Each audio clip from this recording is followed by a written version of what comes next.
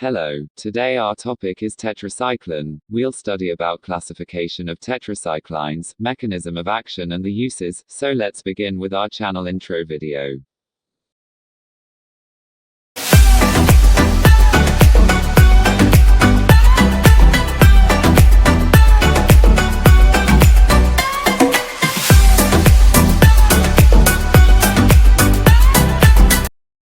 Tetracyclines, these are class of antibiotics having nucleus of 4 cyclic rings. These are obtained from soil, actinomycetes.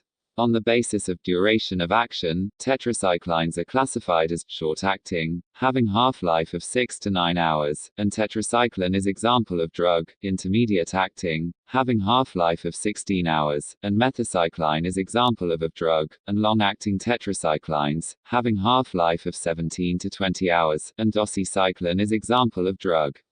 It's effective on gram-positive bacteria, gram-negative bacteria, aerobic and anaerobic bacteria, and on microbes such as chlamydia, mycoplasma and spirochetes. There are 3 binding sites, namely, E, P, and A. Sites on mRNA has 5' to 3' coding. It has 30S and 50S subunit, both combine to form 70S subunit. Normally, aminoacyl tRNA binds on A binding site of 30S subunit, and synthesis of protein takes place in form of long peptide chains. Tetracyclines, however, bind at site A of 30S subunit, and prevents the binding of tRNA with mRNA ribosomal complex, and synthesis of protein do not takes place, and bacteriostatic effect of tetracycline is shown.